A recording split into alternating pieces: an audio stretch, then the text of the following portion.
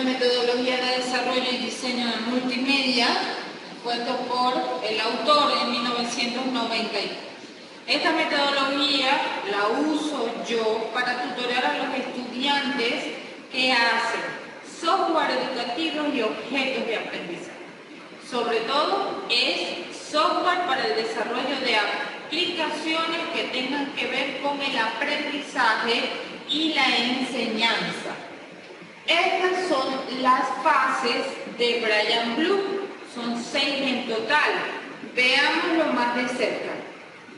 Tenemos la de análisis, la de diseño, diseño interactivo, desarrollo, producción y la parte de los instrumentos y evaluación. Estas fases debo ir realizando una a una de las actividades que se van haciendo. Cada una de las fases tiene su subfase. Veamos la de análisis. La fase de análisis debo partir por un preámbulo de qué se va a tratar el software educativo. Ella contiene esta subfase. Si vemos en la diapositiva anterior, observen que tenemos la subfase. Siguiente. Estas subfases y la metodología de Brian Bloom, la ventaja que tiene es que tiene un instrumento o preguntas para cada una de sus subfases para buscar la información. Es un instrumento no estructurada hecha por el autor. Me gusta esta metodología es por eso, porque trae su instrumento y yo no tengo que crear el instrumento ni innovar en confiabilidad ni en experto. Veamos un ejemplo de la tesis de Adriana Gusso. Acá ustedes ven que ella me plantea el análisis y en los antecedentes aparece, observen que la primera subfase en el análisis es el análisis de necesidad. Aquí ustedes pueden ver que están las preguntas que tienen que ver con respecto a este ítem. Si bajamos, aquí tenemos análisis del público. Tenemos las preguntas que vamos a hacer y que desarrollaremos dentro de baja. Tengo la del ambiente, baja, el contenido, el análisis del sistema y el preestudio de difusión y fuente de recursos. O sea, el autor está dando las preguntas que yo necesito para cada una de sus subfases. Veamos otro ejemplo. El de Mena y el de García. Esta tesis de Mena y de García la podemos observar que está en mi blog, la página web de la UNEYES, en EduBlog. Está de primera la tesis de García y Mena. Estas son tesis que yo he subido a mi blog de ejemplos y que sirvan de antecedentes para los futuros tesistas. Vayamos a ver el de Mena. Acá ustedes pueden ver que si yo, cuando esté haciendo mi tesis, ubico el antecedente y bajo el documento, que es el error que siempre cometen en tesis, que agarran, ubican los antecedentes y no bajan el documento y no lo revisan. Para eso son los antecedentes. Si yo voy a hacer un software educativo, cito de antecedente a Mena y a García, yo observo cómo ellos plantearon la metodología. Observen que ellos empiezan la metodología de Brian Bloom con el análisis del público, baja un poco, alto. Observen que ellos, a diferencia de Gusso, no usaron el instrumento de Brian Bloom, sino que innovaron en las preguntas, simplemente porque un jurado dijo que tenía que crear sus propias preguntas. No, Cuando estamos usando una metodología de un autor y ya tiene el instrumento, yo uso, y si nos ponemos a observar las preguntas, no tiene nada que ver con cada una de las subfases. Baja y vas a observar que tengo estas preguntas que no tienen que ver con la fase, pero las usé para recolectar la información, que también es válida. Eso depende del tutor. Vayamos a la presentación. Siguiente. Fase 2. En la fase 2 del diseño educativo tenemos las metas del aprendizaje, el objeto de aprendizaje, decisiones del contenido, modelo cognoscitivo y prototipo en papel. ¿Qué significa cada una de estas subfases? Veamos dos ejemplos. Veamos el ejemplo de Adriana Gusso. En el ejemplo de Adriana Gusso, ahí podemos observar en el otro, en el ejemplo de Adriana Gusso podemos ver que para ella describir la fase 2, ¿ok? Decisiones del contenido, modelo, acá en las decisiones del contenido, cuando en el análisis yo hice mi contenido, es el contenido tal cual de la maestra. Luego yo hago un análisis para ver cómo mejorar ese contenido a nivel interactivo y con el software. Modelo cognoscitivo. En el modelo cognoscitivo eso me lo da la maestra. La maestra me lo da hacia dónde lo quiere girar su modelo cognoscitivo. Bajemos. Acá, prototipo en papel. Observen el ejemplo de ella, que ella plasmó que la maestra simplemente da un contenido teórico, práctico y teórico-práctico. Más nada. Bajamos. Y luego en sus actividades, porque esto es lo que me dice la maestra, ¿qué tengo en la parte teórica y qué tengo en las actividades? Las actividades de aprendizaje, que me lo va describiendo la maestra uno a uno, la descripción, la duración, la didáctica, la evaluación. Veamos acá la presentación. Tenemos el modelo cognoscitivo, el prototipo en papel, actividades de aprendizaje, nombre de la actividad, descripción, duración, técnica, evaluación y documentación didáctica. Observan, esto es lo que a mí me dice el autor y cómo lo plasmó la estudiante. Veamos el ejemplo de Adriana.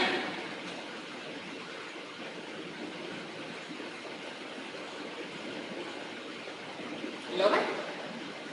Descripción, duración, técnica y didáctica, evaluación y documentación didáctica de cada una de las actividades. ¿Ok? Lluvia de palabras, termómetro de letras. Entonces, de esa manera es que yo voy traduciendo lo que dice el autor y lo voy plasmando. Por eso es que en mi blog coloco tantos ejemplos de tesis, para que los ejemplos de las tesis sean correspondientes con las metodologías que se dictan en clase o las que yo tutoreo. Vayamos a la presentación. Siguiente fase. La fase 3, diseño interactivo. Ya en esta fase yo determino los requerimientos funcionales, la parte del usuario y lo que tiene que tener su computador. Ahí el estudiante, el tesista o el que esté desarrollando el software va a agarrar y va a decir qué es lo que debe tener el computador instalado a nivel de software y qué es lo que debe tener a nivel de hardware. La metáfora. La metáfora es lo que yo voy a usar en la parte de atrás de mi software. ¿Qué metáfora voy a usar? Veamos, por ejemplo, lo de Adriana. Es un software educativo para la sílaba Ellas usaron en la metáfora, observen que usaron la parte de árboles como una entrada con letras. Bajemos. Vamos a bajar, que más abajo hay, se ven mejor estas pantallas. Ya lo subiré para que también lo tengan. Aquí. Observen que tengo en la metáfora, mantengo los árboles, mantengo como un sendero. Entonces, ¿cuál fue la metáfora de Adriana Guzzo? Es sílabas y como si una persona estuviera caminando dentro de un parque o un zoológico y se va consiguiendo cada una de sus actividades. Veamos el ejemplo de Mena y García. En el ejemplo de Mena y García, este es un software educativo para bachillerato, primer año, matemáticas. En este caso, la maestra no quiso que se usara ningún tipo de imágenes. Un poco más duro, no quería imágenes, no quería distractores, solamente un color blanco y azul, nada más, por más que se le dieron sugerencias. Ella indicaba que era el liceo y que los estudiantes tenían que ser un poco. Y el programador siempre tiene que estar de acuerdo con lo que el maestro pide. Veamos otra pantalla para que observen cómo, acá, observen arriba, observen que la maestra simplemente quería que apareciera de esta manera, dura, el laxo 1, laxo 2, laxo 3 y solamente un hola, éxito y el contenido. Observemos que es una manera más dura, a diferencia del Guzzo, que el Guzzo es para niños y son las partes de las sílabas, las letras, las partes de... Veamos, continuemos con la presentación. Acá tenemos la metáfora. Queda claro que ahí debo describir cuál va a ser la metáfora según lo que me indica la maestra. En el paradigma, ¿qué es lo que quiere la maestra? Observen que cada una de las maestras quería más interactividad. La de Adriana, un ambiente más armónico. En cambio, la maestra de bachillerato, algo que fuera más duro. Diseño de las interfaces. Ahí yo voy diseñando poco a poco de qué se trata. Siguiente. Manejo mapas de navegación y pantallas de esquema. Vamos a ver y vamos a ir a un chequeo al trabajo de Mena y de García para que veamos qué hicieron ellos. Veamos los ejemplos. En la fase 3, el diseño interactivo, observen que los requerimientos funcionales, ellos me indican, ¿ok? Bajemos. Lo que necesito a nivel de hardware, a nivel de software, bajemos. La metáfora y la parte de los paradigmas, el diseño de la interfaz, bajemos.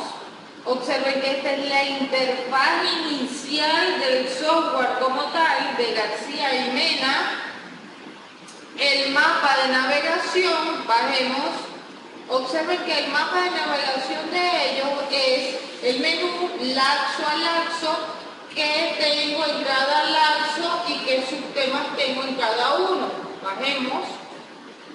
Las pantallas, bajemos.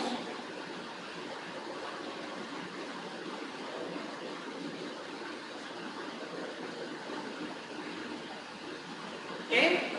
Las más representativas, ¿okay? La diferencia entre cada una, la parte de los ejercicios, se tomó una de cada una, prototipo del trabajo. Observen que vamos a hacer un alto ahí, vamos a ver el ejemplo del Guzzo en la fase 3 que hizo. Diseño interactivo, observen que el diseño interactivo ella usó un gráfico para ejemplificar, bajemos. En el método y las paradigmas, los requerimientos funcionales, observen que dijo que un ratón, un teclado, la parte de hardware, software. Diseño de la interfaz, nos dio un preámbulo, después del preámbulo tomó las pantallas más representativas, observen que también las más representativas, vamos, observen cómo hace el mapa de navegación. Si recuerdan el de Mena, era un diagrama cada uno de los lados.